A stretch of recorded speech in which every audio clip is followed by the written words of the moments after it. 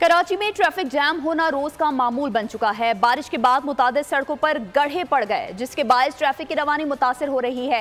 ताज़ा तरीन सूरत हाल जानते हैं मोहम्मद काशान से, जो इस वक्त कोरंगी में सिंगर चौरंगी पर मौजूद हैं। काशान, आगाह कीजिएगा, ये वैसे ही ऑफ टाइम होता है तो इस वक्त मामूल से ज्यादा ट्रैफिक होता है और अब सड़कों पर गड्ढे पड़े हुए हैं, किन मुश्किल?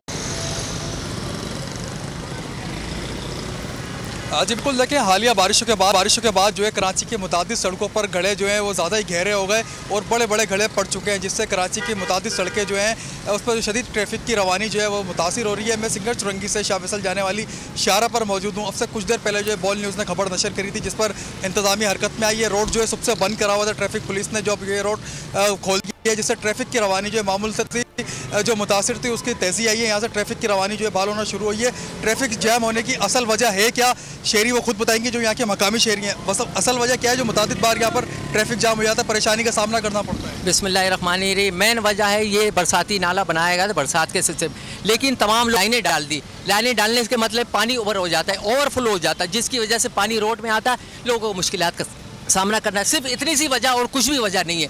इसका अगर प्रॉपर इलाज किया जाए, सही तरह इसका मेंटेनेंस पानी का किया जाए, कभी नहीं भर सकता। बिल्कुल ये ओवरफ्लो जो है 20 साल से भरा हुआ, आज तक किसी को होश नहीं इसको सफाई करते। 20 साल से गंद भरा तो कैसे होगा? मेन वजह यह है कि जो सीवरेज की लाइन लोगों ने डाल दी है उसको ख़त्म कीजिए। अगर वो लाइन ख़त्म हो गई सब मामला क्लियर हो जाएगा और कोई इशू नहीं है। बिल्कुल इतना सा। बिल्कुल थैंक यू। आपने देखा कि शहरी बता रहे कि सीवरेज का पानी रोड पर जो है रोज़ का मामूल बन गया, वो रोड पर आता है, जिससे ट्रैफिक की रवानी जो है मुतासिर हो जाती है। अपडेट कर रहे थे आपका। सब्सक्राइब करें और बेल दबाएं ताकि कोई खबर रह न जाए।